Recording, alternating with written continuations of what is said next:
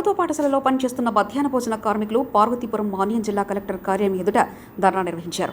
ముఖ్యమంత్రి ప్రతిపక్ష నేతగా ఉన్న సమయంలో పాదయాత్రలో ఇచ్చిన హామీలను తమ వేతనాలు పెంపుదల చేయాలని, అదేవిధంగా మెనూ ఛార్జీలు పెంచాలని, తమకు ఉపాధి భద్రత కల్పించి 20 రూపాయల వరకు మెస్ ఛార్జీలు తక్షణమే పెంచాలని, ఇచ్చిన హామీ మేరకు కాటన్ చీరలు పంపిణీ చేయాలని, అలాగే ఏడాది కాలంలో 12 నెలల జీతాలు చెల్లించాలని కోరుతూ డిమాండ్ చేశారు. అన్ని రకాలు చెప్పారు. ఈ రోజు ఏది కూడా అమల్లో లేదు. ఈ కనీసం 3000 రూపాయలు ఈ రోజు ఎవరికైనా సార్ సరిపోద్ది. 100 రూపాయలు బయట కూలికి వెళ్ళిపోతే వస్తుంది. అయినా ఎందుకు చేస్తాను? మాకు గుర్తింపు ఉంటుంది. పిల్లలకు సేవా దృష్టి మీద మేము చేస్తున్నాం. 20 సంవత్సరాలు బట్టి చేస్తున్నాం. మన చెప్పిన వాక్యం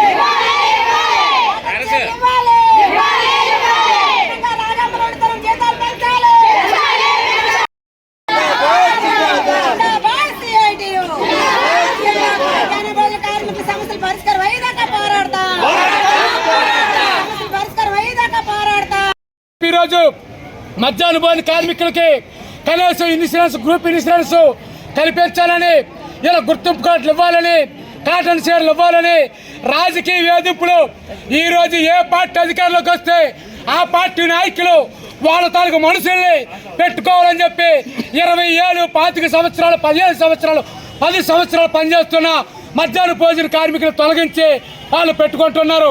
ఎన్నాళ్ళ పాటు వంట చేస్తున్న మధ్యాహ్న భోజన కార్మికులకి ఏ ఒక్క బెనిఫిట్ కూడా ఇవ్వడం లేదు. అందుకని చెప్పి ఇప్పటికైనా రాష్ట్ర ప్రభుత్వం జగన్మోహన్ రెడ్డి గారు ఆలోచించాలని చెప్పి ఈరోజు మధ్యాహ్న భోజన పథకం యూనియన్ సిఐటి తరఫున విజ్ఞప్తి చేస్తున్నాం. అయ్యా జగన్మోహన్ రెడ్డి గారు, మంత్రులు మీరు ఆలోచించండి. మధ్యాహ్న భోజన కార్మికుల సమస్యలు పరిష్కారం చేయండి. గ్రూప్ ఇన్సూరెన్స్ పెరుగుతున్న ధరలకు అనుగుణంగా ఈరోజు జీతాలు పెంచడం లేదు, పెంచుతామని హామీ ఇచ్చారు. ఒక పక్క గ్యాసు, అలాగే పెట్రోలు, డీజిల్, వంట కర్రలు, ఇతర ఛార్జీలు, కూరగాయలు పెరిగాయి. అలాగే రోజుకొక మెనూ తీసుకొస్తూ ఈరోజు జగనన్న గోరుముద్దలని, అలాగే సాంబార్ బాత్ అని అనేక రకాల యాప్లు తీసుకొచ్చి ఈరోజు మధ్యాహ్న భోజన కార్మికులను రుద్దుతున్నారు.